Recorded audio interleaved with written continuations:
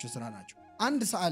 አንድ ሰዓሊ በጣም ጎበዝ ስዕል ችሎታ ያለው እዚህ መጥቶ እኛ ፊት እኛም ፊት ባይሆን አንድ በጣም ቆንጆ ስዕል በቃ እንደው በጣም አስደናቂ ስዕል ስሎ ሲጨርስ የስዕል ችሎታው ተሟጦ ያልቃል። ጨረሰው እኮ በቃ በዚህ ስዕል ይባላል።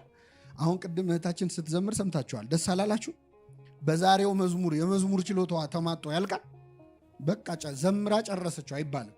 አንድ ሰዓሊ አንድ ስዕል ስሎ የስዕል ችሎታው ሊያልቅ አይችልም። አንድ ዜማ አዋቂ በጣም ጥሩ ዜማ ስላዜመው ሁለተኛ ሊያዜም አይችልም አይባልም። ብዙ ዜማ የማዜም አቅም አለው። እግዚአብሔርም ሰማይንና ምድርን በመፍጠር የመፍጠር ችሎታው ሊያልቅ አይችልም። ገና ብዙ ሰማይ ገና ብዙ ሺህ ፈጥራለሁ ደግሞ ብሏል። ቃል ገብቶልን አዲስ ሰማይና አዲስ ምድርን ፈጥራለሁ። ምን አይነት ይፈጥር ይሆን አናውቅም፣ ግን ቃል ገብቶልናል። እንደውም ምን ይላል? አዲስ ሰማይና አዲስ ምድርን ፈጥራለሁ እነሱን ባያችሁ ጊዜ ይላል ከዚህ በፊት የነበሩት ልባችሁ ውስጥ አይገቡም ይላል። ይህ ሰማይ ብለን ለፋን እንላለን። እዛ ለማየት ያብቃን እግዚአብሔር። አይገር ትረሱታላችሁ። ምን አይነት ሰማይ ነው የነበረው? እዚህ አናውቀው። ምን አይነት ምድር ነው? አዲስ ሰማይና አዲስ ምድር ፈጥራለሁ። አይን ያላየው ጆሮ እስቲ እስከዛሬ ሰምታችሁ ማታውቁት ድምፅ ምንድን ነው? አላውቀውም፣ አታውቁት። ለመስማት ያብቃን አምላካችን። አይን በሰው ልብ ኢማጂን ማድረግ የማንችለው ማለት ይፈጥራል። ፈጣሪ ነው እግዚአብሔር። አያችሁ፣ አዲስ ሰማይና አዲስ ምድርም ላይ ደግሞ ከፈጠረው ላይ ተፈጥሮ ማቅ ነገር አድርጎ ያሳየናል። እግዚአብሔር የተፈጥሮ ሕግ የሚሰራው ለእኛ ነው እንጂ ለእሱ አይደል። እሱ ነው የፈጠረው። ስለዚህ የተፈጥሮ ሕግ እሱን አያዘውም። ሲፈልግ ውሃውን እንደ ግድግዳ ያቆመዋል አይደል? በኤርትራ ባህር እንዳየ ነው። ሲፈልግ መሬት ተከፍታ ሰዎች እንድትውጥ አድርጓል አይደል? እነ ቆሬ እነ ዳታን እና አቤሮን። የዛኔ ሙሴ ምን አለ? መሬት ተሰንጥቃ ልትውጣቸው ስትል ከዚህ በፊት ተደርጎ የማያውቅ አዲስ ነገር እግዚአብሔር ይፈጥራል።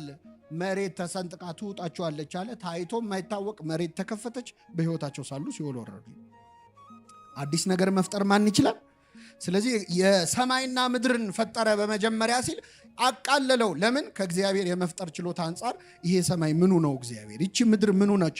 ገና ብዙ ሰማይ ገና ብዙ ሺህ ምድር ሊፈጥር ማን ይቻለዋል? እግዚአብሔር ይቻላል። በመጀመሪያ እግዚአብሔር ምንና ምንም ፈጠረ? እኔ የሚገርማቸው አሁን ሰማይና ምድር ከተፈጠረ እኛ 7000 ዓመቱ ነው የምንለው አይደለም? አዎ፣ ላለፉት 7000 ዓመታት ውሃ ልንቀዳ ጁፒተር ሄድ ነው ሳተርን ነው ሌላ ፕላኔት ተሄዶ ውሃ ተቀድቶ መጥቷል? የሆነ ከዛ ከሌላ ቦታ ያመጣ ነው አሸዋ አለ? የለም። እግዚአብሔር ሰማይና ምድርን ሲፈጥር ሁልጊዜ እንዲበቃው አድርጎ ነው የፈጠረው። የሚጎለን ነገር የለም። እኛ ነን ያው እየተጣላን የተወሰነው ሰው እንደው የሆነውን ነገር በስግብግብነት እየወሰደ አንዱ ቦታ ላይ ረሃብ አንዱ ቦታ ላይ ጥጋብ ይሆናል እንጂ እግዚአብሔር ግን በመጀመሪያ ምንና ምንን የፈጠረው አሟልቶ ነው የፈጠረው። ማለት ቀስ እያለ ምድር የሚያንሳት ነገር ቀስ እያለ ሰማይ የሚጎድላት ነገር የለም። እና እግዚአብሔር በመጀመሪያ ሰማይና ምድርን ፈጠረ። ምድርም ባዶ ነበረች፣ አንዳችም አልነበረባትም ይላል። ፈጠረ በሉ እስኪ። መፍጠር የሚችል ማን ብቻ ነው? እስቲ አሁን የዓለም ሕዝብ በሙሉ ተሰብስቦ ትንኝ መፍጠር ይችላል? ሌላ ነገር ተው፣ ትንኝ አንፈጥር። ተመካክረን አንፈጥር። ሮቦት ልፈጥሩ ትችላላችሁ። ትንኝ መፍጠር አንችል። መፍጠር ማለት አሁን እኛ የፈጠራ ችሎታ ያላቸው ሰዎች እንደውም የፈጠራ ችሎታ ውድድር ሁሉ አለ አይደል? በሚዲያ ግን ፈጠራ አንችልም። መፍጠር የሚችል ማን ብቻ ነው? መፍጠር ማለት ካለመኖር እምሃበ አልቦ ሀበቦ፣ ካለመኖር ወደ መኖር እምሃበ ኢምንት ሀበምንት፣ ከሌለ ወዳለ ነገር ማምጣት የሚችል ማን ብቻ ነው? እግዚአብሔር። ሰው መፍጠር አይችልም። ምድር ላይ ፈጣሪ የሚባሉ ሰዎች ምን የፈጠሩ ናቸው? እግዚአብሔር የፈጠረውን የኮረጁ ሰዎች ናቸው። ካሜራ ፊት ለፊት ያለ ካሜራ ሌንስ የተፈጠረው ከአይን ነው። ዙሚን ዙም አውት ሲያረጋዩ በጣም ጥሩ ብለው ደገሙት ማለት ነው። አይተው አውሮፕላን ብናበር ከማን አይተን? ወፎች ሲያበር አይተን። ምድር ላይ የተፈጠረ እስቲ እግዚአብሔር የፈጠረውን ሳንነካ አንድ ነገር እንፍጠር አንቺ። ፈጣሪ ማን ብቻ ነው? እግዚአብሔር። እኔ በጣም የሚገርመኝ እግዚአብሔር በመጀመሪያ ነው ሰማይና ምድርን የፈጠረው። ዓለም ላይ አሁን ትልቅ ቴክኖሎጂ እንግዲህ በጥቂት ደቂቃዎች የዓለምን ዙሪያ መዞር የምንችልበት አውሮፕላንን የፈጠሩ ሁለት ወንድማማቾች ነበረዋል። ሰምታችኋል? ዘራይት ብራዘርስ የሚባሉት 100 ጊዜ ነው የሞከሩት እና ጠዋት ይነሳሉ፣ ይበራል፣ ይከሰከሳል። ጋዜጠኞቹ ያሾፉባቸዋል። በቃ ይሄ ነገር ወደቀ ዛሬም ለ55ኛ ጊዜ እያሉ ያላግጡባቸዋል። እንደውም ኒውዮርክ ታይምስ ላይ ሰው የሚበር ማሽን ለመስራት 1 ሚሊዮን ዓመት ከዚህ በኋላ ይፈልጋል ሁሉ ተብሎ ተቀልዶ ከዛ በመቶኛው መቼስ እግዚአብሔር ያዝናል አትዋረዱ ብሎ ያን ብረት እነዚህ ሁለት ወንድማማቾች አስቡት በጣም ያሳፍራል ማለት በረራ ብለ ሰው ጠርተ ይሁልኝ ብለ ተመልካች እያየ ክስክስ ሲል ሞራልህም በዛው ክስክስ ይላል አይደል ግን ሰሩት ስንት ጊዜ ሞክረው 100 ጊዜ አምፖል የሰራ ሰው ቶማስ ኤዲሰን ነው የሚባለው አይደል ቶማስ ኤዲሰን ደግሞ 1000 ጊዜ ሞከረ አሉ 1000 ጊዜ ሞከረ ብልጥ ነው ደግሞ ሞራሉን ሲጠብቅ ምን አላሉ እውነት ከሆነ እንጃ ሞራሉን ሲጠብቅ 1000 አምፖል የማይሰራባቸው መንገዶች ተምሬያለሁ አለ ጎበዝ ነው አይደል እንደዚህ ነው መጽናናት በሉ ከዚህ በኋላሽ ስንት የሞከረ ቶማስ ኤዲሰን አምፖል ለመስራት ስንት ጊዜ ፈጀበት ዘራይት ብራዘርስ ፕሌን ለመስራት ስንት የፈጀባቸው እግዚአብሔር ግን በመጀመሪያ ሰማይና ምድር ፈጠረ እግዚአብሔር ፈጥሮ የጣለው ሰማይ አለ ወይ እግዚአብሔር አልበር ብለው የጣላቸው ወፎች አሉ የከሸፈ በረራ አለ እግዚአብሔር አልበራ ብሎት የጣላቸው ከዋክብት አሉ ወይ የጠፉ እንደ አምፖል ማለት ነው አልሰራ አሉኝ ብሎ ማለት በመጀመሪያ ነው እግዚአብሔር ሰማይና ምድርን የፈጠረው ቀስ በቀስ ሞክሮ የፈጠረው ነገር የለም የት ነው አሁን እኮ አውሮፕላን ለመብረር ስንት መመሪያ ተሰጥቶት አኮብኩቦ ተነስቶ ወፎችን ማን ነው መመሪያ ሰጥቶ ያስነሳቸው ይብረሩ አለ በረሩ እሱ ብሏልና ሆኑ እሱ አዟልና ተፈጠሩ ይላል እግዚአብሔር በቃሉን ያበረራቸው አንዴ ብሎ ማለት ነው የትኛዋ ፀሐይ ነች አልበራ ብላ ፊውዝ እንትን ብሎ ተቃጥሎ ነው የተባለው ማለት እግዚአብሔር በመጀመሪያ ሰማይንና ምድርን ምን አለ ፈጠረ ካህሊነቱን እንድናየው ነው የመፍጠር ችሎታው እንድናየው ነው ፈጣሪ ማን ብቻ ነው እግዚአብሔር ብቻ ነው እግዚአብሔር በመጀመሪያ ሰማይንና ምድርን ፈጠረ ምድርም ምን ነበረች ባዶ ነበረች አንዳች አልነበረባትም ይላል በጣም ይገርማቸዋል ምድር ባዶ ነበረች አንዳችም አልነበረባትም ይችን ምድር እግዚአብሔር በሐልዮ በነቢብ በገቢር በእርሱ ድንቅ ሥራ ሞላት አሁን የምናያት መሬት እውነት ባዶ የነበረች ትመስላለች ስታዩት አትመስልም ግን ባዶ ነበረች ይገርማል የሆነ ሰዓት ላይ ምድርም ባዶ ነበረች አንዳችም አንድ ነገር አልነበረባትም ምድር እግዚአብሔርን የሞላት አንድም ነገር አልነበረም ዛፍ አልነበረም ምንድነው የነበረው ምድር ላይ አናውቅ ሙሴም አላወቀ እንኳን እኛ እግዚአብሔር ግን ያውቃል ምድር ባዶ ነበረች አንዳች ነገር አልነበረባትም ስለዚህ ሞላት ምድርን በሳር ሞላት በአበባ ሞላት አስጌጣት በከዋክብት ሰማይን አስጌጠ እንስሳትን ሰዎችን ፈጠረ አሁን በዛን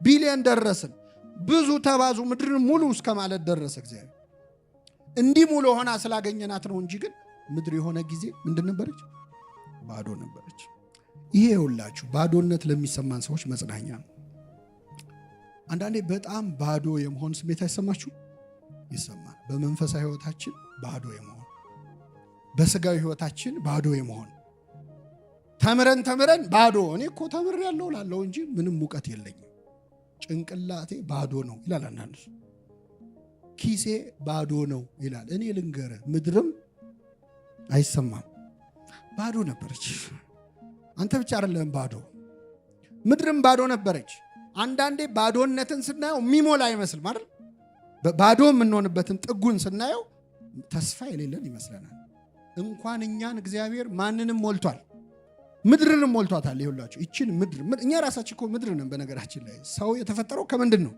ማይክሮኮዝም እኮ ነን ሰማይና ምድር አሉ አይደል የምድር ንዑስ ዓለም ነን በትንሹ የተፈጠረው ምድር እኛ ነን ምድር ካንተ የተነሳ የተረገመች ትሆናለች ሲባል እኮ ያዳም ሰውነቱ ነው ምድር እሾህና አሜከላ ታብቅልብ ሲባል ትልቋ ምድር እሾህ ታበቅላለች ትንሹ ምድርኛ ደግሞ እሾህ የተባለ ኃጢአትን ምኞትን እናበቅላለን ስለዚህ ምድር እየተባለ ያለው ስለኛ ነው ምድር ባዶ እንደነበረች እኛም ባዶ ልንሆን እንችላለን ግን ምድርን የሞላ አምላክ እኛንም ምን ይለናል ይሞላናል ተስፋ እንዳቆርጡ ነው የሆነ ሰዓት ባዶነት ሲሰማን ከዚህ በኋላ አሁን ጀምሬ ምን አድርጋለሁ ምንም የለኝም የሚል ስሜት ይሰማናል ሙሏት ብሏል ግን እግዚአብሔር ብዙ ተባዙ ምድርንም ሙሏት ቃል በቃል ሰው ወልዶ ተዋልዶ ምድር እንዲሞላ ነው ግን እሱ ብቻ አይደለም ምድር የተባለ ሰውነታችሁንም ሙሉት ዕውቀት የለኝም ካልክ በዕውቀት ሙላው ገንዘብ የለኝም ሀብት የለኝም ካልክ ሰርተ ለፍተ ሙላው ብዙ ተባዙ ምድርን ምን በሏት ሙሏት ግዟትም ደግሞ ይላል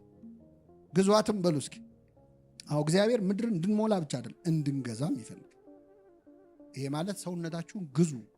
ራስን መግዛት የተባለው የመንፈስ ፍሬን አፍሩ፣ ብዙ ተባዙ፣ ምድርንም ሙሏት፣ ግዟትም ማለት። ስለዚህ ምድርም ባዶ ነበረች፣ አንዳችም አልነበረባትም የሚለው ይህ ባዶነት ለሚሰማው ሁሉ ተስፋ ነው። ባዶነትህ ነገ ሙሉ ሆነህ ለማየት። የሆነ ጊዜ እኮ ባዶ ነበርኩኝ። እኔ ስም ለመጥቀስ ስለማልችል ይቅርታ ጠይቃለሁ። ሁለት አባቶች፣ አንደኛው ሊቀ ጳጳስ ሆነዋል፣ አንደኛው አንድ ደብር አለቃ ናቸው እና ገጠመኛቸውን እያወሩ እኔ መሀል ላይ ሰሚ ነኝ። እየሰማችሁ ነው። እና በጣም ኢንስፓየር ያደረገኝ ንግግር ነው የሰማሁት። ምንድን ነው? እርሶ ግን እኮ አሁን ለዚህ በቁ እንጂ ትዝ ይሎታል፣ ዝዋይ ሲመጡ እኮ ምንም የማያውቁ ሰው ነበሩ አሏቸው። ባዶ እኮ ነበሩ። በ5 ዓመት ውስጥ ተምረው እዚህ ደርሰው ብለው አሏቸው። እርሶ ሲያቁኝማ እኔ ምንም አላ ነበራል። ምድርም ምን ነበረች? ባዶ ነበሩ ሰዎች። ምን ማለት መሰላቸው? አሁን የአሁኑ ባዶነታችን ለነገ ሙላታችን ምክንያት ነው። እግዚአብሔር ባዶ ነበርኩ ብሎ ለመተረክ ያብቃ። አይገርም? የዛሬ 2018 ላይ ባዶ ነበርኩኝ፣ አሁን ሞልቻለሁ እኮ ነው። ምድር እኮ ባዶ ናት አይደለም ያለው እግዚአብሔር። ባዶ ነበረች ነው፣ ያለፈ ነገር ነው። ባዶነታችንን ነበረ ለማለት እግዚአብሔር በቸርነቱ ይርዳል። የሚገርም ነው። እግዚአብሔር በመጀመሪያ ምንና ምንም ፈጠረ? ሰማይና ምድርን ፈጠረ። ምድርም ባዶ ነበረች፣ አንዳችም አልነበረባትም። በ6 ቀናት ሞላት እግዚአብሔር ምድርን። በስንት ቀን? በ6 ቀን። ሄክሳሜሮን ወይም አክሲማሮስ ምንለው መጽሐፍ እንደሚነግረን በ6 ቀን እግዚአብሔር ፍጥረትን ፈጠረ። አንዳንድ ሳይንቲስቶችን ላለማስከፋት የሚሞክሩ የሃይማኖት ሰዎች 6 ቀን የተባለው ሊትራሊ 6 ቀን አይደለም። ምክንያቱም ይሄ ሶላር ዴይስ የመጡት ረቡዕ አይደለም፣ ፀሐይ፣ ጨረቃ፣ ከዋክብት የተፈጠሩት። ስለዚህ ከዛ በፊት የነበረው ቀን ሚሊዮን ዓመቶችም ሊሆን ይችላል ብለው ለእግዚአብሔር ሰፋ ያለ የመፍጠሪያ ጊዜ እንደው በደንብ ተረጋግቶ እንዲፈጥር ማለት ነው ተጨንቀው ለማስማማት ይሞክራሉ። ቅዱስ ኤፍሬም ሶርያዊ ምን እንደሚል ታውቃላችሁ? የኦሪት ዘፍጥረት ትርጓሜው ላይ እኛ የሚገርመን ለምን 6 ቀን አስፈለገው የሚለው። እግዚአብሔር በ6 ሰከንድ ሰማይና ምድርን መፍጠር ይችላል አይችልም? ለምንድን ነው የምንጨናነቀው ለሱ ጊዜ ለመስጠት? በ6 ቀን እግዚአብሔር ባዶ የነበረችውን ምድር ሞላት። በ6 ቀናት ውስጥ ሰማይና ምድርን ሞላ። የመጀመሪያው ቀን እንግዲህ መጽሐፈ ስነ ፍጥረት ትምህርት ስትማሩ ታውቁታላችሁ። እሁድ ዕለት አብዛኛዎቹን የማይታዩትን 4ቱ ባህርያትን ፈጠረ፣ ብርሃንን ጨለማን ፈጠረ። ከዛ በኋላ ሰኞ ዕለት ደግሞ ውሃን ለ3 ከፈለው ይላል። ለስንት? ለ3። ሃኖስ፣ ጠፈር፣ ውቅያኖስ ምንላቸውን ከፈለ። ውቅያኖስን በምድር አደረገ፣ የብስ አደረገ፣ ለየ። ከዛ ማክሰኞ እጽዋትን ፈጠረ። እጽዋትን፣ አትክልትን፣ አዝርዕትን ሲፈጥር ራሱ በ3 ስቴጅ ነው። ለምሳሌ ዛፍ ስሩን ፈጥሯል፣ ትንሽ የበቀለውንም ፈጥሯል፣ ረጅሙንም ፈጥሯል። ዝም ብሎ በአንድ ዛፍ ብቻ አላደረገው። ችግኙንም ፈጥሯል። የሚታጨዱትን፣ የሚለቀሙትን፣ የሚዘሩትን ሁሉ እግዚአብሔር ማክሰኞ ዕለት ፈጠረ። ሰኞ ዕለት ውሃውን ገለል ባያደርገው ኑሮ ማክሰኞ ዕለት እጽዋት ሊፈጠሩ ይችላሉ? አይችሉም። የሰኞ ስራ ለማክሰኞ ያስፈልጋል? አያስፈልግ? ነገርን ሁሉ በጊዜው ምን አድርጎ ሰራው? ውብ አድርጎ ሰራው። አሁን ሰው መጀመሪያ ቢፈጠር ኖሮ ምድር ውሃ በውሃ ሆና ልንዋኝ ነው? ምንድን ልናደርግ? አሳ አይደለንም እንግዲህ እኛ። ተመልከት። ስለዚህ እግዚአብሔር ነገርን ሁሉ በምኑ ቅደም ተከተላል። የቱ ነው መቅደም ያለበት? የቱ ነው መከተል ያለበት? ይህን የሚያውቀው ማን ነው? እግዚአብሔር። ከዛ እጽዋትን ፈጠረ። እጽዋት ደግሞ ምን ያስፈልጋቸው? የፀሐይ ብርሃን ያስፈልጋቸዋል። ስለዚህ ፀሐይ፣ ጨረቃ፣ ከዋክብትን ፈጠረ። ከዛ በባህር ያሉትን ወጣ ገባ የሚሉትንም ባህር ውስጥም የሚኖሩትንም በረው የሚሄዱትንም ወፎች ፈጠረ። መጨረሻ ላይ ማንን ፈጠረ? ሰውን ፈጠረ። ያው እኛ ቀደም ካለ ብዙ ችግር ነው የምንፈጥረው ታውቃላችሁ። ሰው ቢኖር አንደኛ ስራ ያሰራም፣ ግን እሱ አይደለም። ሰው ፈጣሪ ነኝ እስከ ማለት የተዳፈረው መጨረሻ ላይ ተፈጥሮ እኮ ፈጣሪ ነኝ ለማለት የደፈረው መጨረሻ ላይ ተፈጥሮ። መጀመሪያ ቢፈጠር ኖሮ እንደኛ እኮ ነን አብረን የፈጠር ነው ይል ነበረ። ስለዚህ እግዚአብሔር የሰውን ድካሙን ስለሚያውቅ ለትህትና እንዲሆን ይላል ቅዱስ ባስልዮስ። ትል እንኳን በእድሜ ትበልጠናለች። እየሰማችሁ ነው? ሞራላችሁን ነካውት። ምን ይላል? የተፈጠርክበትን ቅደም ተከተል ስታየው ከፍጥረት ሁሉ መጨረሻ ማን ነው? ሰው ነው። ይሄ ለትህትና ይረዳናል። ትል እንኳን በእድሜ ትበልጠናል። ይሄን ብለን ደግሞ ውስጣችን እንዳይጎዳ በግብር የፈጠረው ያከበረው ፍጥረት ማን ነው? ሰው ነው። ከፈጠረው ፍጥረት ሁሉ ከፀሐዩ፣ ከጨረቃው፣ ከከዋክብቱ የሚበልጠው ሰው ነው። የዩኒቨርሱን የከዋክብት ስርዓት እኮ እኛ ብሬን ውስጥ ከቶታል። እግዚአብሔር አክብሮናል። ለአክብሮተ ሰብ ጭቃ ይዞ ታየ ይላል ቅዳሴያችን። ሰውን ለማክበር በእጁ ጭቃ ይዞ ሰው ሁን ቢለን እኮ እንደ ወፎቹም በር ነበረ፣ እንሰማው ነበረ። ምን እናመጣለን ከመታዘዝ ውጭ? እሱ ካለ ይሆናል፣ ግን አይደለም። ወረደ፣ አፈር አነሳ። ሰውን እንዴት አከበረው? ከጭቃ ለውሶ ሰርቶ እፍ ብሎ የህይወት እስትንፋስ ደግሞ አራያው አምሳሉ አድርጎ። ስለዚህ የተፈጠርንበትን ሁኔታ ስናይ ደግሞ ሰውን እንዴት አከበርከው? ዳዊት ምን አለ? የጣቶችን ስራ ከዋክብትን ሰማያትን ባየው ጊዜ ታስበው ዘንድ ሰው ምንድን ነው? አሁን ያንንም ያህል ኮከብ ፈጥረ ይህንም ያህል አንድ ክንድ ከስንዝር ሰው ታስብ ዘንድ ማስታወስ ራሱ ምንድን ነው? ዳዊት ገረሙ። ያንን የመሰሉ ከዋክብት ፈጥረ እነዚህን ኃጢአተኞች አፈሮች፣ ጭቃዎች እንዴት ታስባቸዋል? ኢዮብ ጻድቁ ደግሞ ጠዋት ከእንቅልፉ ነቅቶ ይሆን ብለህ ታስበው ዘንድ ሰው ምንድን ነው? አሁን እኛ ተኛን ተነሳን፣ እግዚአብሔር ምን ሆነ? አክብሮን እኮ በሐሳቡ እንዲያሰበ በሐሳቧ እንዲያሰበች እንዲህ በሐልዮ በነቢብ በገቢር ብሎ ከኛ ጋር ሂሳብ የሚተሳሰበው አክብሮን እኮ። ከነመኖራችንስ ምንድንለሱ? ምንም አንጨምርለትም። ከማሰብ አሳልፈ ግን አንተ በዙፋን ላይ ያስቀመጥከው አምላክ ሰው ሆኖ ሰውን ምን አደረገው? አምላክ አደረገው። ጭራሽ ከኪሩቤል በላይ አደረግከው። በክብርና በምስጋና ከለልከው። ዳዊት ገረመው። ታስበው ዘንድ ሰው ምንድን ነው ሲል ቆይቶ ወዲያው ምስጢረ ስጋዌውን ሲያይ ጭራሽ በክብር በምስጋና ከለልከው።